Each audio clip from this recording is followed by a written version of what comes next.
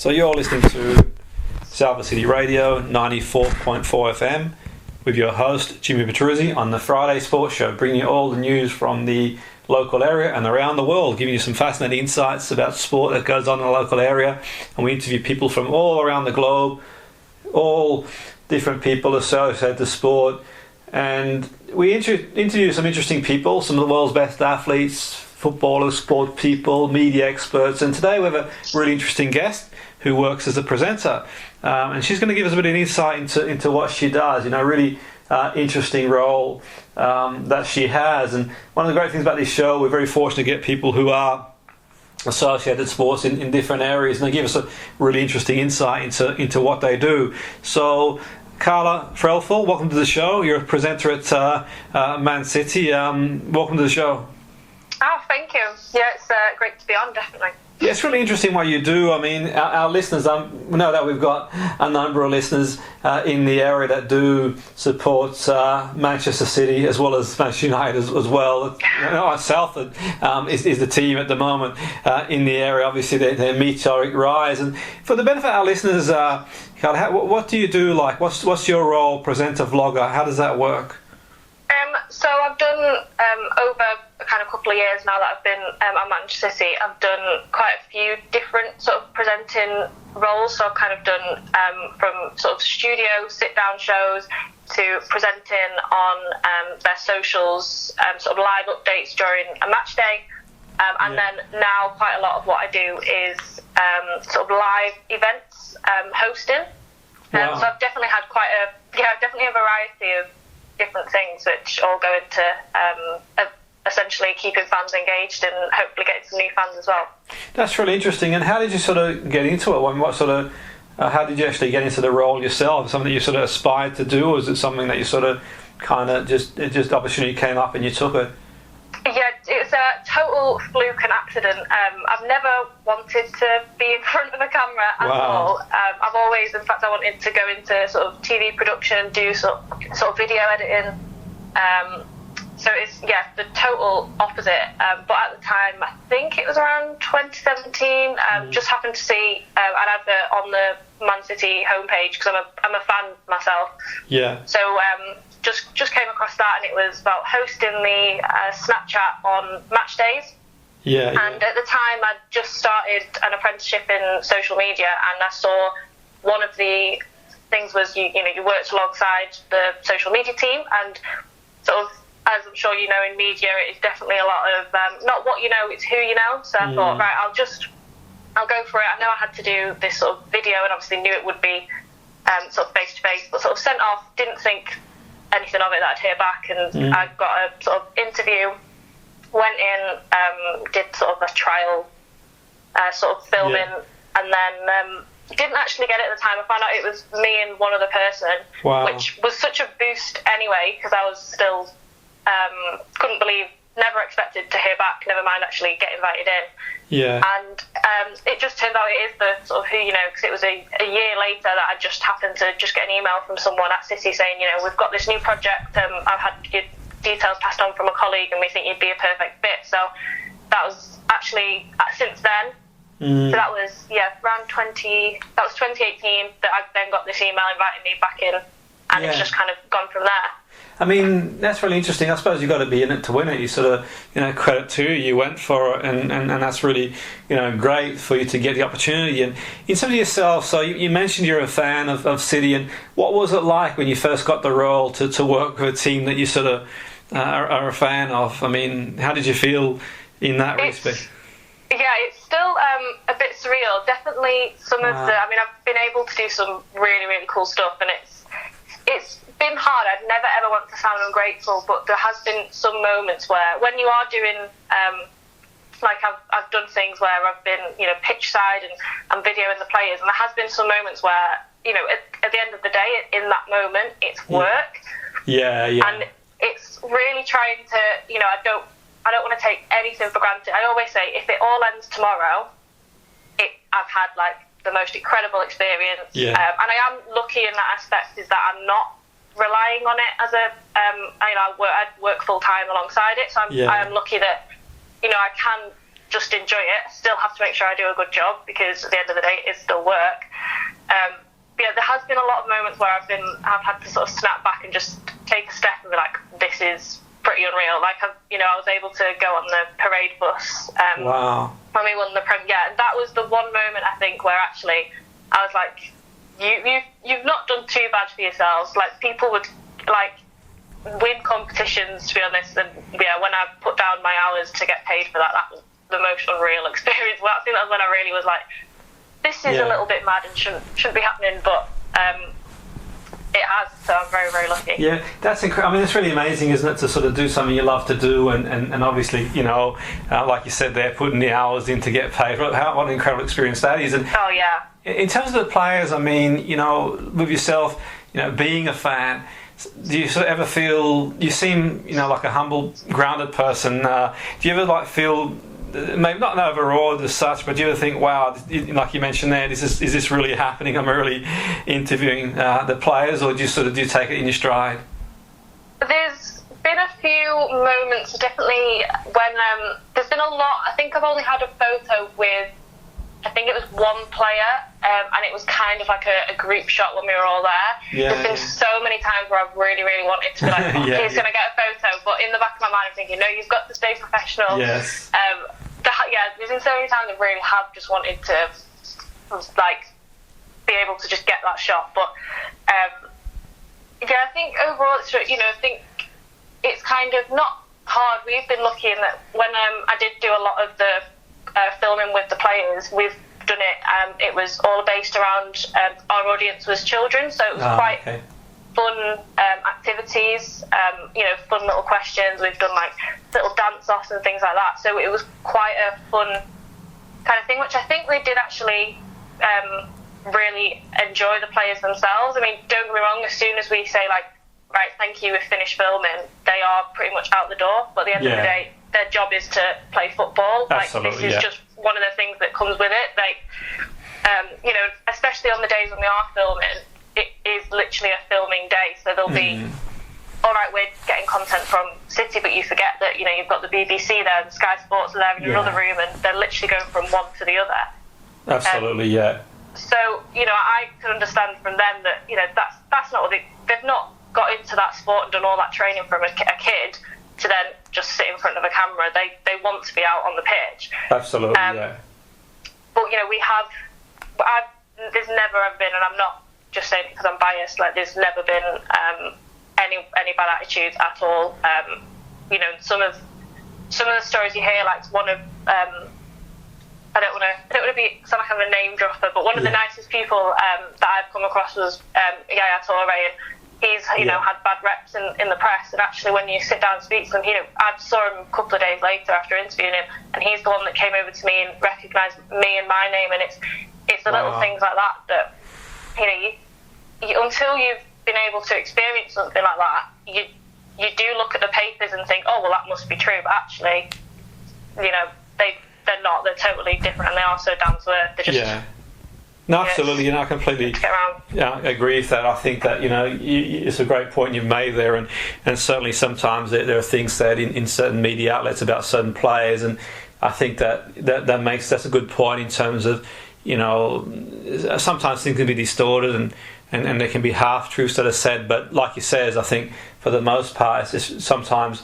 the players don't get the press in terms of the good things they do as well. There's a lot of good things they do as well, which doesn't always get documented, but that doesn't sort of sell the paper, so to speak. But that's really interesting you say. And in terms of yourself, I mean, what have you sort of made? I know at the moment we're in sort of lockdown and the season's suspended for now, and obviously, we're all sort of following government guidelines, and it's just an unsettling period for a lot of people. But what did you make of the season so far yourself, in terms of up to the point of when obviously things got suspended? What was your take on the season, Karla, City's performances and overall? Obviously, it's not been the season we wanted it to go in terms of a City fan point of view. I would have liked to have been a little bit closer to Liverpool, but I think it's kind of been a bit, we can't win the league every season, and I do say when it does come down to it, my two things are, I'd rather win the league, then the Champions League, and then I'd always, if it came down to anything, I'd always rather beat United than win anything else. Hasn't gone too well that either, sadly, this season. But I've supported City all my life, and it's still, you have to remember we can't win anything, and we haven't been used to winning everything. So we need to not. I think there has been a couple of times where it has. We have got a little too big for our boots as fans, and that we need to sit back and remember that. Yeah, maybe we do need to get beat every now and then, but. Yeah. No, absolutely. I mean, the thing is, it's a good point, and I think as well as that, other teams have got, generally what happens in football, other teams sort of catch up and they build their squads, and teams go through phases and so on and so forth. Really, it's very difficult in this day and age to be dominant year in, year out. We've obviously a lot of variable factors. In terms of performance of the team, and in terms of yourself, I mean, with what you do you sort of keep an eye for any young players coming through as well? Any sort of play from the youth point of view? Is that something that you sort of do as well, and sort of keep a lookout for any sort of young players knocking on the first team door, or do you sort of generally focus on one component of the football club? Yeah, so when I do. What I do most of for City now is before each home game they do a sort of fan zone, so it's specifically aimed at children, completely free. There's things like there's inflatables there and different games and things for them to get on with, and I sort of post it from an aspect of we do competitions with the children, just little fun things, and the prizes are like, they literally get to walk out with the players, and I always get a bit jealous of it, but as part of that, we do try and get sort of interviews with the players, and obviously on a match day we're not going to get first team, and it's in a good way because the event has grown so much from a security aspect. It just means that we can't get near the sort of first team, which is understandable, but it does mean we get a lot of the women's team and the sort of academy team. This season we've had Tommy Doyle, which he's now had first team appearances.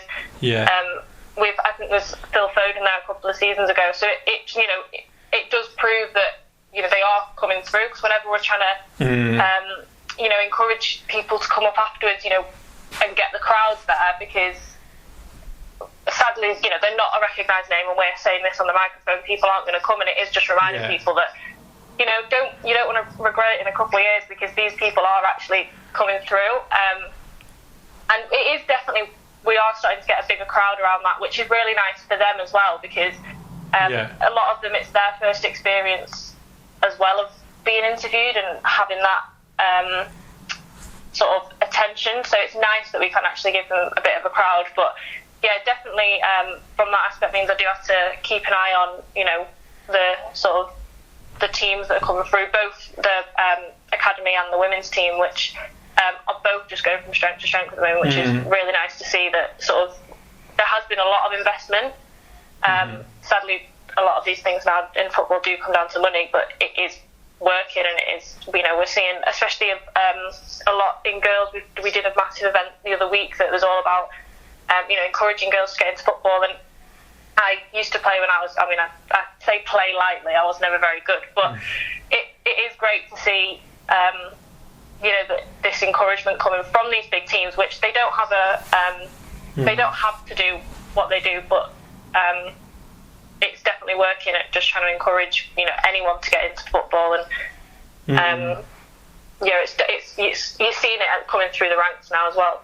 Yeah, and that's really interesting you say, and sort of I think it's really important that obviously the academy and the women's teams get coverage too. I mean, we all sort of pretty much watched the World Cup and the European Cup, and sort of looked at England's performances, and they were really, really good.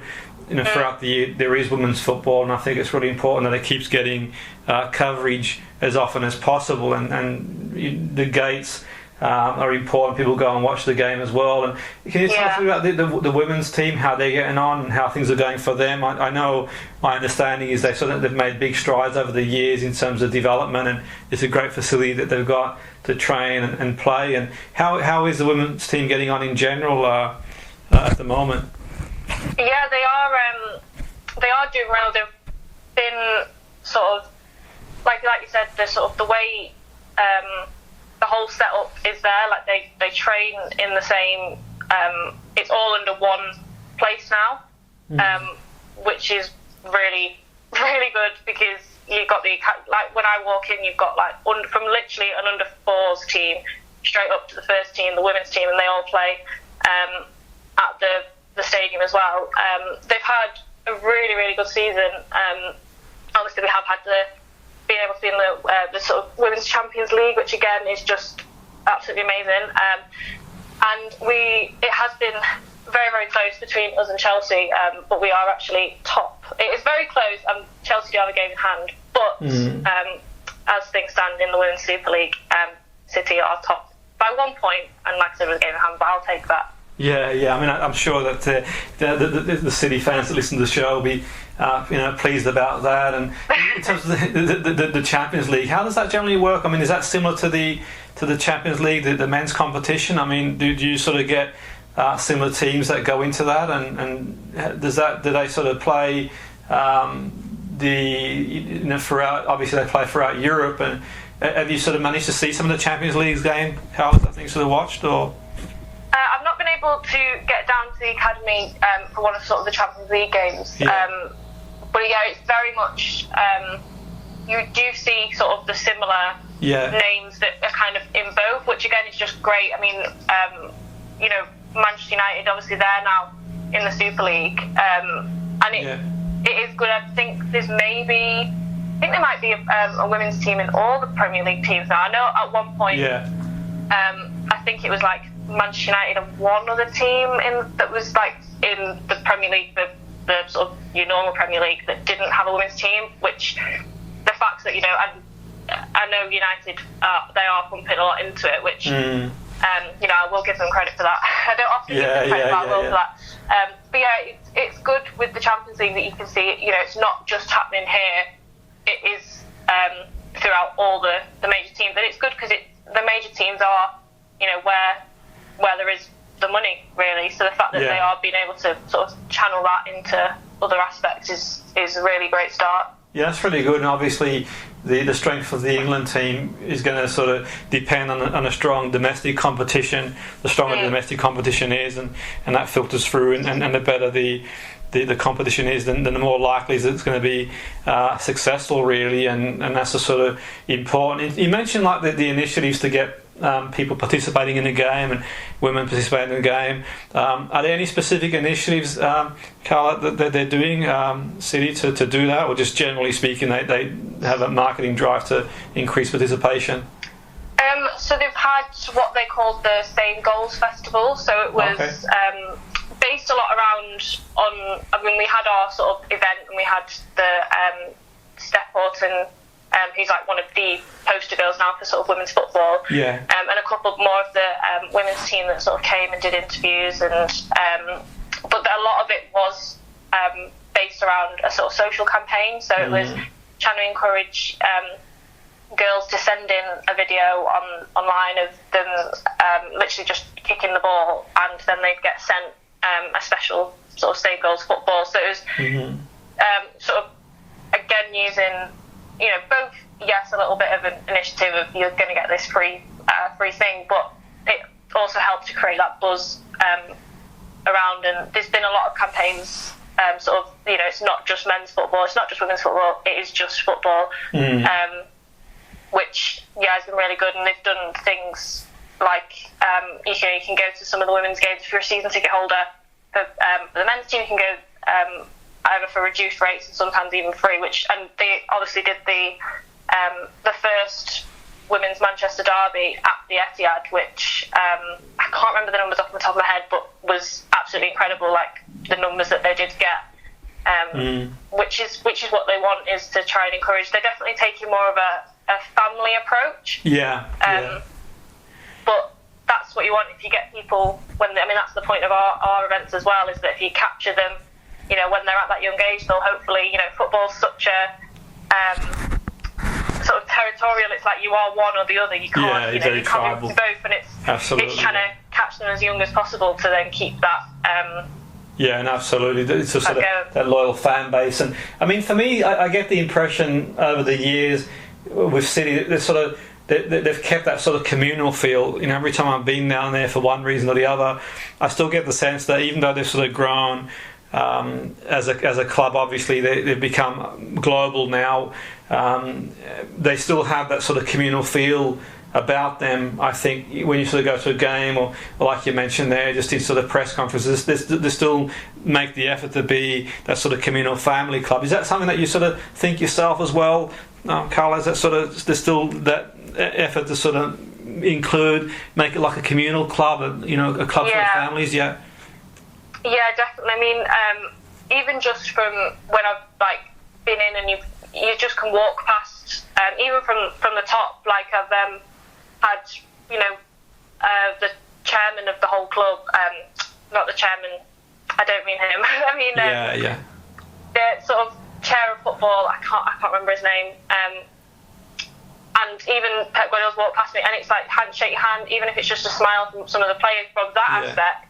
And there was it's the same thing of when they did that Amazon documentary, and it was like, you know, they knew the names of the person that's washing their kit every day. And it's I mean, especially at the moment, you know, with the lockdown, we're showing how it is the people that do what we used to think was, it's just, you know, just a job, but actually if there's not got a woman that's washing the kit, they'll soon know about it. And it has, you know, when you walk around on a match day, you know, I've got a season ticket still, and you know, they've got things going on. They've really tried to get, they have what they call City Square now, which or it has been on for a few years. They have like a stage, they have interviews going on, they get fans up on, and it's always been about that, trying to encourage. They'll have different games there, and you know, they've tried as well with like different, you know, they've got like bars and stuff like that to really try and, you know, again, it's all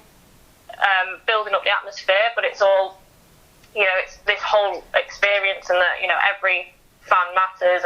And I think, definitely for the scale that they've grown, and especially it has been still pretty quick to what they've had to sort of the growth and adapt to. It still does feel like, it's still the same City that it was however many years ago. Yeah, it's really interesting, and obviously with yourself being a fan there, and now the role you've got now, you'd be sort of well placed to sort of comment on that. I'm just, from an independent observational point of view myself, I've always felt that there is still that sort of feel about the club, and I think it's great in the sense that for Manchester and for the area to have as many teams doing well in the area. From that perspective, I think it can be a good thing. It raises the bar and the competition. I mean, obviously at the moment we're in sort of in lockdown. The point of this pre-record, we're in lockdown, and there's obviously uncertainty as to when the league will start again, and you know, the priority is at the moment is to look after people's health and well-being, and you know, credit to the frontline staff who are doing that. It's phenomenal. But from your own point of view, Karla, sort of how are you finding being the situation, being out of the game now? I mean, at the moment, how do you find at the moment in terms of not sort of being in the club and doing what you do? Are you missing it at the moment? Or I know obviously it's, you know, it's a bigger picture, and we've got to ensure that we follow the government guidelines. But from your own perspective, I mean, what are your thoughts in terms of you sort of missing the sort of day-to-day buzz of the game, or? A bit of both. I must admit, I think right now as we're recording, it's 10 weeks since the last home game anyway at City, which I think it's odd because it kind of does feel a little bit like it's just the summer break, even though it's obviously not, and you know, we don't know how long it's going to go on for. I know they're talking obviously at the moment about, you know, can they finish this season, when is it going to happen, which is a totally different conversation itself. But I've been lucky enough with, you know, the sort of variety I've had in my role. We've been doing little things on one of the Twitter channels. Me and the girl that I host the event with, we've been doing these like sort of little challenges between each other and trying to, again, this our side of things is at the moment is based around children. So we've done, the two that we've done so far was, you know, who drew the best mascot and who did the best dance to Blue Moon, and you know, we got quite some good feedback and engagement of kids sending their drawings in and doing some of the dances, and then voting for which one they preferred. So it's it is good that we've been able to adapt in some ways, but it's it's still not the same as the buzz of the match being there at the event and being able, if we were doing that and we had all these kids, which we've done before, like running, say who can draw the best whatever, and they'll all run off and do it, and then when they're coming running back to you, it's not the same when you're just seeing it on a tweet, but it's still something. It's just which a lot of people are doing at the moment. It's just adapting. It's filling a gap, but it's not quite. Yeah, it's not quite the same as absolutely. the atmosphere in the stadium. No, I mean it's great that you're doing that. I think obviously it's a great job and keeping people interacting and the difficult times and the unsettling times, and it kind of feels surreal at times. I think obviously things happen really quickly, and the priority is people's health, and that's the most important thing, and it puts football into perspective in one sense. But like you said, I think it can be a good thing to sort of keep some sort of interactivity going, because football is a big part of people's lives, and it is huge, and it brings communities together. And but one thing I think that's been really, really good is sort of that sense of camaraderie amongst professional really in the situation we find ourselves in. I've a lot of great gestures from a lot of players and people in the game, which has been immense, really. But and in terms of yourself, I know obviously at the moment it's sort of hard to gauge in terms of the way things are. But the role more the same for you, Karla? Is that sort of you're just looking to grow what you're doing with City, or where do you sort of see yourself where that role is concerned? Yeah, definitely. I mean, it has definitely been a journey, and I still never expected anything. It's kind of like I said before, if it ends tomorrow, it ends tomorrow. But I've been very lucky so far in that I've gone from sort of being able to get a load of different experiences from different sides of things, and as long as City keep asking me to do work for them, I'll definitely be saying yes to it. Absolutely, and it's amazing because obviously at some point, I mean, when you're in the thick of the action, sometimes it's not, I suppose, I'm not saying it's to take it for granted, but it's surreal. But then sometimes you look back in life as time goes by and you think, wow, obviously being a glory age for City as well, and no doubt will continue as long as the club's got that infrastructure. But I suppose it's one of the things really where certainly in my experience, sometimes you're in the thick of the action, but it's not until later on you sort of look back and think, wow, that was an incredible experience. You can't take those experiences away from it, which is great stuff. And in terms of is there any sort of, you mentioned Twitter there, is there any social media that anyone listening can maybe log on and sort of, is there any sort of thing you want to tell our listeners in terms of social media, what they can look out for, Karla, so if they want to interact? So for what we're doing at the moment, it's all on the Twitter account and Instagram accounts for City Square, which is all to do with that sort of match day fan experience, and our sort of fan zone comes underneath that. So that is at City Square Live on both Instagram and Twitter if you want to get involved in some of the challenges and hopefully vote for me. So I can try and win the competitions each week, please. That'll be great. Absolutely, for sure. So that'd be great, and anyone listening there, and they can sort of follow the page and then sort of see what goes on, and obviously, like you said, there's a lot of interactivity there, which is great stuff. And I really want to thank you, Karla, for coming on board the show. It's been fascinating insight into what you do, and really informative. I'm sure the listeners have really found it really interesting too, and they can feel free to email us on our Facebook page any sort of questions, comments otherwise, and their thoughts really. But it's been really great interviewing you, Karla. We wish you all the very best success, and as and when football does commence again, no doubt we'll probably touch base again to see how things are getting on at City anyway. So thanks again, Karla. I really appreciate your time. No, thank you so much for having me on. This has been really fun. I've enjoyed it. Yeah, thanks very much, Karla. So that was Karla Threlfall, City presenter at Man City for Salford City Radio. Speaking to Salford City Radio, 94.5 FM, with your host Jimmy Petruzzi on the Friday Sports Show. A really interesting insight into what she does at Manchester City. And do feel free to email us on the Facebook page if you have any questions, comments, or otherwise related to the interview or to the show in general.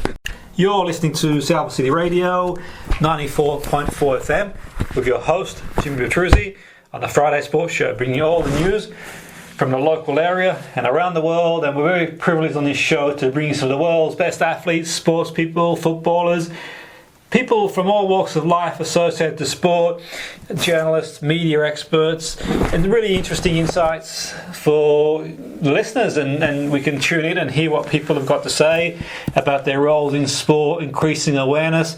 We also have started speaking to people outside sport too, and around the area of mental health, not to give advice, but just to get perceptions from top professionals who work in the field as well.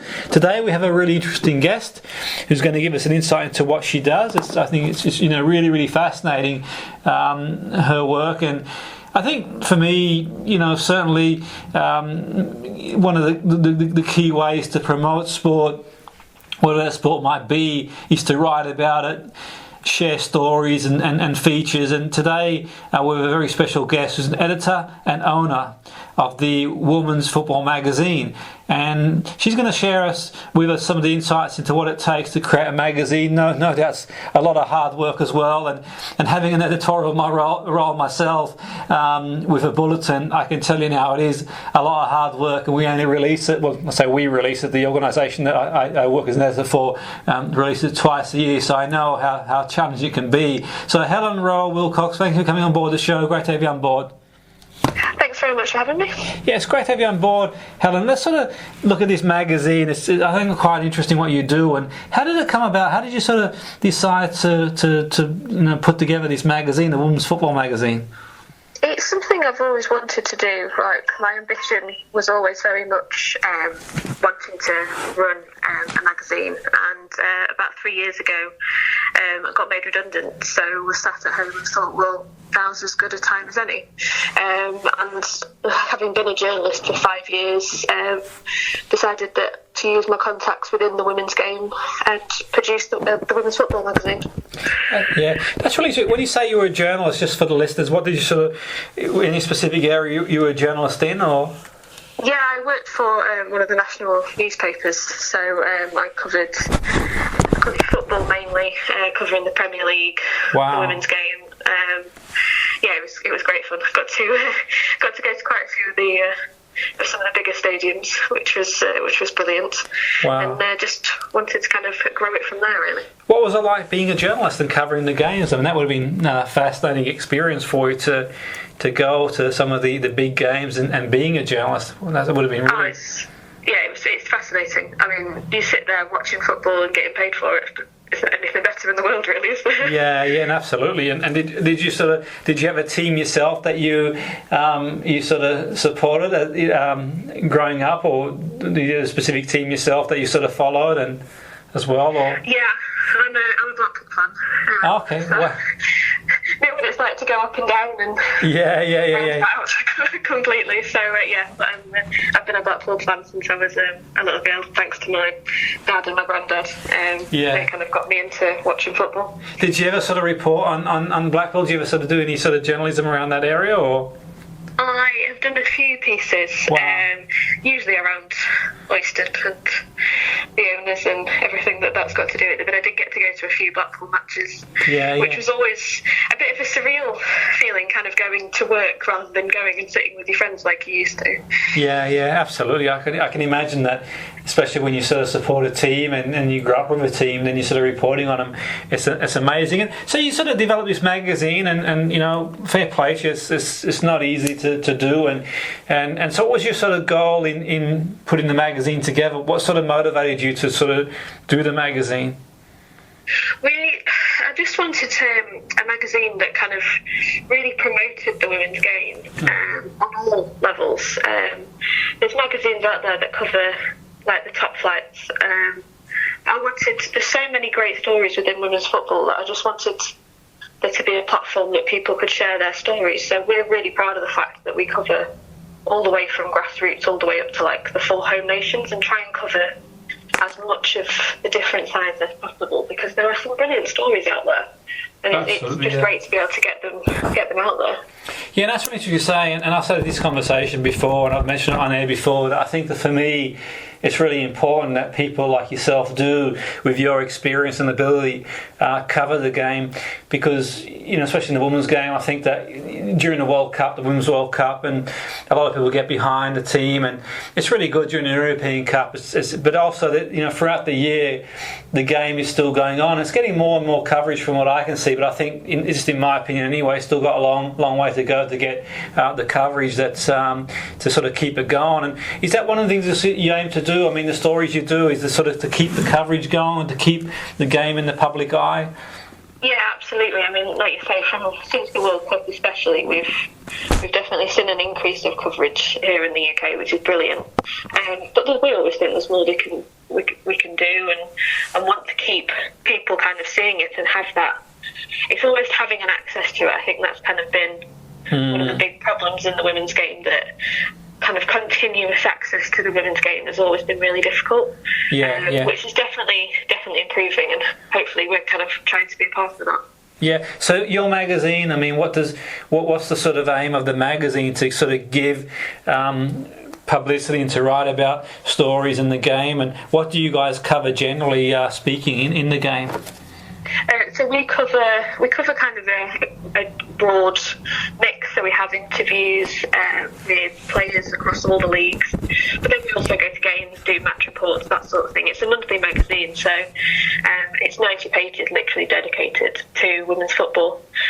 So we try and cover everything right from kind of kids football, and one of our kind of biggest aims is having something for young children to be able to read. Wow, that's really interesting stuff. So it's a really family-orientated magazine, because there are still a lack of role models for young girls who want to be footballers, and it's really important that we can show people that you could be a footballer if you wanted to be. Whereas, kind of looking back 20 years ago, there wouldn't have been those role models, so we're trying to really help promote that. And how have you seen the game change in the 3 or 4 years you've had this magazine, in terms of, I know that you've been sort of close up to it, and how have you seen the women's game change? Helen, what are your thoughts in any changes in the game itself from a growth point of view? Yeah, I think from a growth point of view, there's been a lot of positives. Even things to the point of seeing the Women's FA Cup final now being at Wembley. It's a massive change for us, and it's brilliant for the game. There's still a long way to go, and there's lots of changes that maybe haven't had the positive effect that kind of everybody had hoped they'd have, because it's a case of, for me, growing the game gradually rather than desperately trying to grow it really quickly. It'll be more sustainable. There's a lot of talk of trying to have like women's games at big stadiums like Man City or at Old Trafford. And while they're good for kind of one-off games, I don't think the game's quite got to that point yet there where it should be. We'd be better filling 5,000 seater stadiums and kind of half filling Old Trafford. Yeah, and absolutely, that's a great point. I think that's something that we kind of really need to almost watch. Like, we don't want to grow it too quickly because it won't be sustainable. Yeah, I mean, because it has been getting like some TV coverage too. I mean, I've noticed that on TV you can sort of watch the women's top flight league and so on and so forth. Is that sort of the way forward, do you think, to sort of get it on TV and get people watching, as well as, you know, getting the grounds full too? Or yeah, absolutely. I mean, you're not, unless you physically kind of go looking for the women's game, then it's not necessarily, it's still that accessible. But by having these games obviously on the red button, on the BBC, on BT, now it's just been a great change. And I think the FA is trying to do quite a lot with that as well. So there's now the FA have all the women's games for the top two, for the top flight, and some games for the second flight, which are available every weekend to watch, which is really good. By having them kind of on telly, it means that people will start watching them whether they would necessarily, without physically going to look for them. If the game's on, then they might just sit and watch it, which is brilliant. No, absolutely, using the opportunity to sort of tune in and then obviously engage the audience. I think what's important is obviously, like you mentioned before, the young people, getting the young people on board as early as possible, because obviously they're going to be the footballers of tomorrow. Are there any sort of initiatives that are going on that you know of, Helen, to do that, to sort of introduce the game to younger girls and sort of give them that sort of pathway to be able to join a team? Yeah, there's a lot more than there used to be. There's a lot of clubs now have what's called a Wildcats club, which is teams for kind of younger girls, which weren't always necessarily available. And I know a lot of clubs and competitions do a lot of things. Like I think it's the FA Cup final. Whether it goes ahead or not, obviously we're not sure at the moment. Absolutely, yeah. But if it goes ahead, they often do a lot of things around free tickets for kids if you go with like adults and things like that, which I think is brilliant because it makes it a really good family day out. You see, when you go to games, you see a lot of families there, which just makes it a really, really good atmosphere. Absolutely, yeah, for sure. I mean, what would you like to see happen yourself, based on your experience? And you've got experience and you've been covering the game for a while now. And so, from your perspective, what would you like to see moving forward in the women's game from an administration point of view, like in terms of expansion? Yeah, I mean, I want to see the growth kind of continue at a nice steady pace, but making sure, for me, there's a big thing about making sure that we don't leave the lower leagues behind, because if we're not careful, with it still only being the top flight that's fully professional, it makes it harder to kind of get into that league. And so I want to make sure that even though we're growing, that we don't kind of leave those lower leagues behind, because it'd make it so hard to be able to transition into the league above. And sometimes you find that teams can't physically afford to do that. Despite how well they're playing, say, in the Championship, you find teams that were technically promoted that can't promote themselves, that can't get promoted because of the fact that they don't fill the criteria. That's something we've really got to be careful of, because we're going to lose, if we're not careful, we'll lose some of like the founding clubs. Yes. Which would be really disappointing. Yeah, absolutely. I think that's a great point. And I think one of my concerns would be also, I know obviously it's probably in one sense we talk about sport and it probably pales into significance with the problems we face at the moment. This moment in time we're in lockdown. Obviously the COVID pandemic, one of the things I'm sort of concerned about the game in general, women and men's game too, is obviously where we pick up once all this is over and moving forward. And for the women's game, it's made so many great strides over the years. Like you've mentioned there, the leagues underneath the professional league, what happens there in terms of when sort of we get some sense of normality back. And so, I mean, do you think there's going to be impact there yourself, Helen? I know it's hard to gauge and there's a lot of permutations, but your own sort of instinct, do you think it's going to be a challenge to sort of get things back on track again to what they were and keep expanding, or how do you see that going yourself? Yeah, I definitely think it's going to be a challenge. I mean, we've already kind of seen the first casualty. AFC filed and announced that they've disbanded their women's team, wow. Which is so disappointing, because I mean, while there's no football and they weren't costing them anything, they weren't paying the players anyway, so it's really disappointing to see that that's already happened. And unfortunately, I think the kind of feeling among fans and through other journalists is it's the first and it's not going to be the last, unfortunately, which will be really, really disappointing. No, that's really with regards to like bigger kind of tournaments and things, obviously everything's kind of been shifted a year, which could be a good thing. But the Women's Euros was supposed to be next year, and that's been moved to 2022 now, so that it doesn't kind of clash with the Men's Euros and the Olympics. Okay, that's really interesting stuff. So I think that's good, because I think if they'd have tried to keep it for next year, then it would have just got completely lost with the rest of the competitions. Yeah, no, absolutely. I mean, you've got to be pragmatic in these situations, and it sounds like they have done so. I mean, I didn't know about the Fylde situation. I mean, certainly, if anyone from Fylde is listening, please do, get in touch and sort of, it'd be great to interview and see, what their take is on that, because obviously, like you said before, I don't know what the implications are in terms of, keeping the team going, but that's pretty sad, obviously, and hopefully, not many teams follow, because sport is important to people, and certainly sport brings people together, and football does. And I mean, what's it mean for the women who play outside the professional league? I've done only minimal work in that area, Helen. I'm not an expert in the area, but from what I've seen, it means a lot to them. They play, a lot of them, they don't get paid for it. They give up their time, and they're very passionate about the game. But what your take? What does it mean to the women who play outside the professional? I know obviously professional league too, but outside the professional league, the ones who play and don't get paid for it and give their all. What's it mean to them? Yeah, it means everything. I mean, there's been so much kind of disappointment in the fact that like the lower leagues have already been cancelled and classed as null and void, and you've got teams that have literally put everything and put money into trying to get promoted, that now just are going to be stuck in the same league and have to go again next year. And I think, obviously, we're all aware of the fact that the leagues are being cancelled for the right. They are being cancelled for the right reasons. They can't go back to playing football while this pandemic is still happening. Yeah.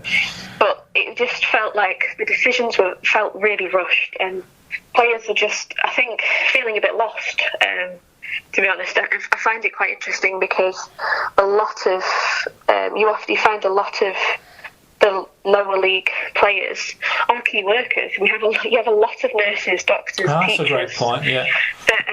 So you can understand why they've kind of made that decision really quickly, because you can't imagine nurses particularly wanting to go from really, really stressful shifts to having to play football. Absolutely, yeah. But at the same time, it's also their kind of, it's their relief, it's their light relief that they get to do.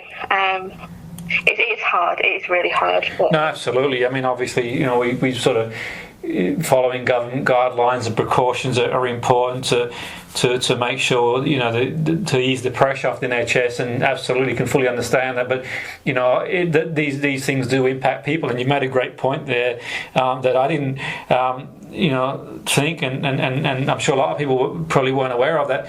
A lot of people are and play football, and they're in the front line, and that's a really, really interesting take on things, because obviously, like you said before, I mean, football gives people that release to go out there and that energy type thing as well. But is there any sort of, from what you can see, clarity about where they're going to pick up on when things do eventually get back on track? I know it's hard because we don't have any definite dates to work with and that sort of stuff, but is there sort of a plan that have, like an action plan that they're going to implement that's sort of good to go when we get the green light eventually?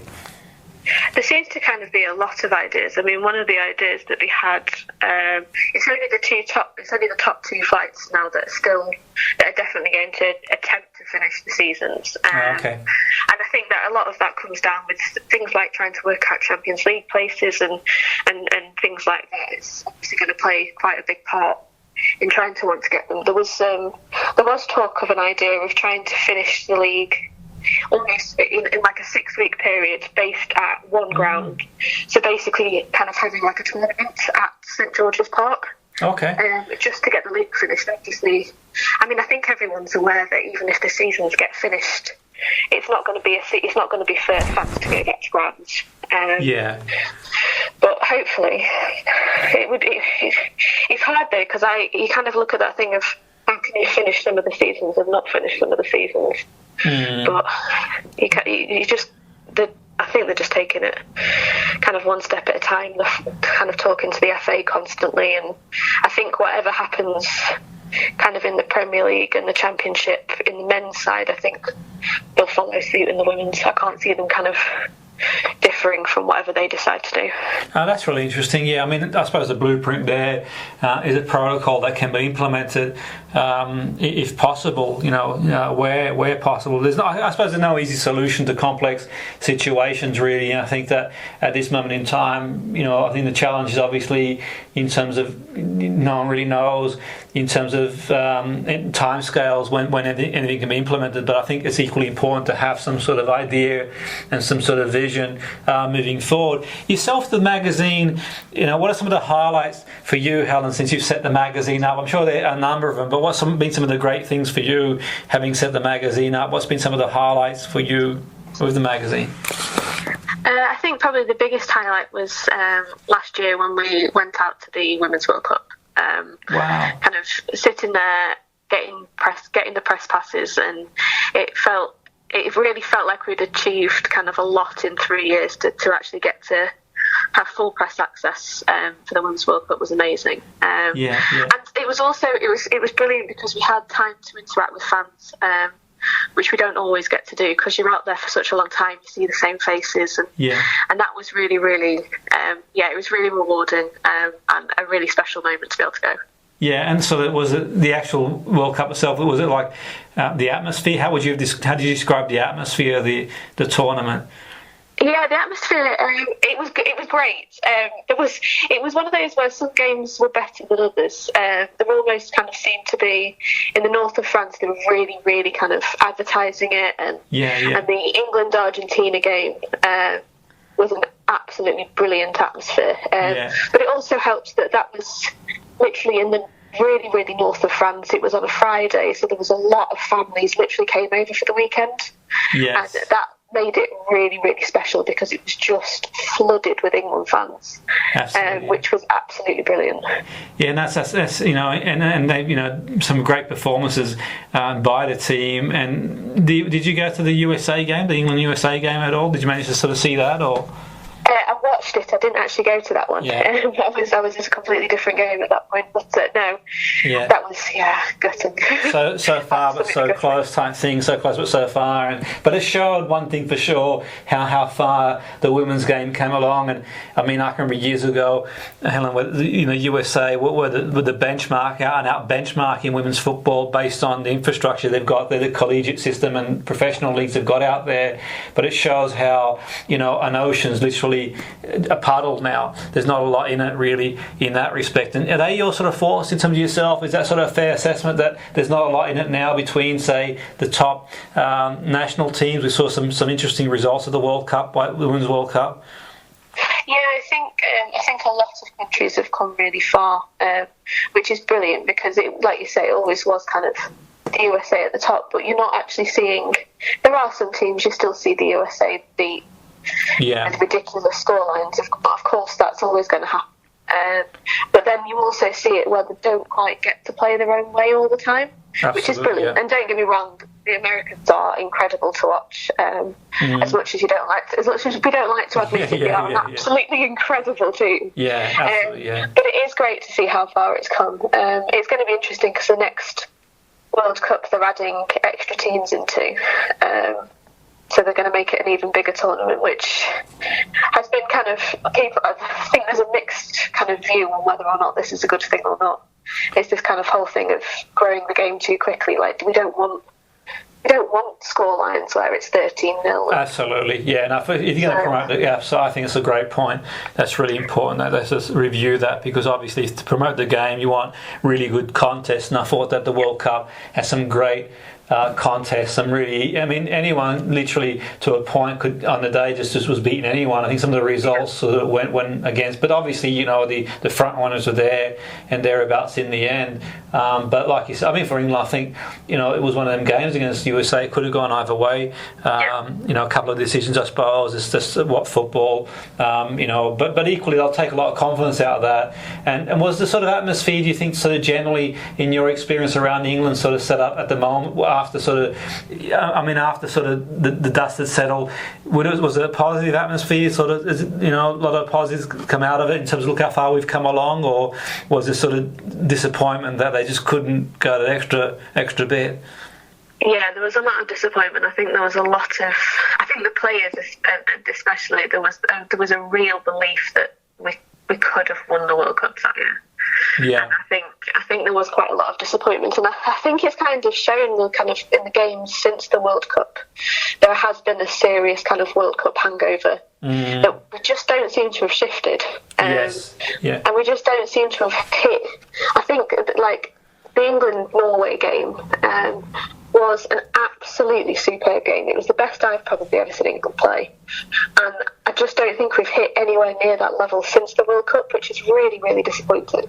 I think sometimes the transition, maybe it's a transitional phase, and it might be, like every team goes through that sort of transition. But I certainly agree there may be sort of a bit of a, if not, maybe a subconscious sort of subconscious thing after the World Cup, coming so close and that sort of thing. But are there some of the good play? What's your take on players coming through? I mean, can we be confident that the sort of production line is going to sort of carry on? Some very talented players who sort of come through. And what's your take on young players coming through?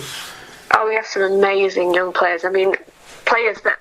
I mean, one of the things we're trying to try and work out the squad that's going to be for Team GB for the Olympics. Oh, of course. Yeah. And like every single time you try and do it, especially with the Scotland players, with the Welsh players that you want to include, trying to work out that squad of 23 is just so difficult because you see some massive names being left out of it, and it's so hard trying to do. And I think that's just shows just how good players we have. We've had some brilliant players that have come through this season that didn't get anywhere near this England squad last year, and now you've got like players like Beth England who you wouldn't even contemplate leaving out of your squad now. Absolutely, which is brilliant, because I mean we are definitely getting to that point where some of the kind of big names that you expect to see in the England squad probably are thinking of getting to retirement at some point. Jill Scott's definitely one of those, though she said that she's going to hold off now that the Euros have been moved because she wants to play one last Euros. She's going to hold off for another couple of years. But players like that you are going to retire, but thankfully we have a brilliant kind of set of players that are coming through. No, absolutely, that's really important. And I think it's also important too to have competition for places too. I think that it raises the bar, and I think if there was one thing about the England setup, I think in the past, and this is my opinion, I think sometimes there's certain players you knew that were going to get to play, but knowing there's someone sort of behind you that could take your shirt just really gives you that sort of impetus to push on really. Which it's a squad game too. I think it's really important that the squad is sort of really really strong too. In terms of yourself, Helen, you've been very kind to sort of join us. Time's sort of flown, and I found it really interesting. Your magazine, where can people sort of find the magazine? Is there sort of anything they can sort of Google or get in touch with the magazine itself, or? Yeah, if you literally Google the Women's Football Magazine, will come up. We've got a website, all our social media channels, and everything will tell you how to physically get hold of the magazine, but also keep you up to date with all the women's news while you're waiting for your next issue to come out. Fantastic, and thank you very much for joining us. Is Helen Rowe-Willcocks, the editor and owner of the Women's Football Magazine, doing an incredible job for the women's game and using her vast array of skills and ability to report on the game. And no doubt, you'll be back on the show at some point again, and hopefully at a major tournament, at a game, to keep us posted how things are going along. So thanks a lot, Helen. Really appreciate you being on the show, and wish you all the best moving forward. Thanks very much for having me on. Thank you.